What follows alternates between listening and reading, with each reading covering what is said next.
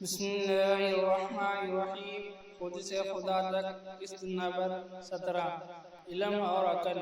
اپنی ساری زندگی سے ہم ایک لمحے میں باخبر ہیں، اس کے لیے ہمیں کسی علم و عقل کی ضرورت نہیں ہے. ہم باخبر ہیں کہ ہم زندہ ہیں. ہمیں اپنے جسم، حواس اور علم و عقل کا شعور ہے. ہمیں یاد رکھنے کی ضرورت نہیں، یہی ہمارا شعور ہے. ایک مثال سمجھتے ہیں.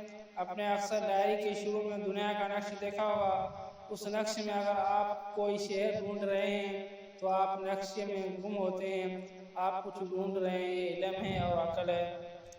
اس نقش کو ایک نظر میں پورا دیکھنے کے لیے آپ کو کچھ وقت کے لیے عارضی طور پر منزل چھوڑنا ہوگی، سوال چھوڑ دینا ہوگا.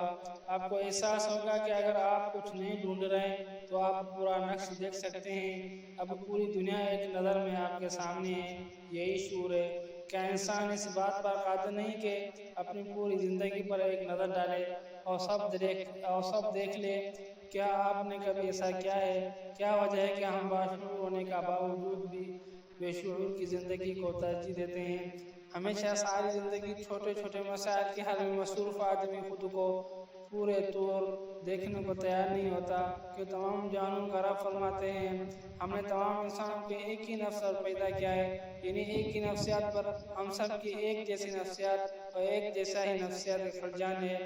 ہمارے حالات اور واقعات جدا جدا ہیں لیکن ان سے پیدا شدہ کیفیات اور جذبات ایک جیسے ہیں. اس لیے کتاب میں جہاں میں لکھا گیا ہے وہ آپ ہیں، اور جہاں آپ لکھ دیا ہے وہ میں بھی ہوں. ایک ہی بات ہی ہے، سب میں ایک ہی نفس کا فرما ہے.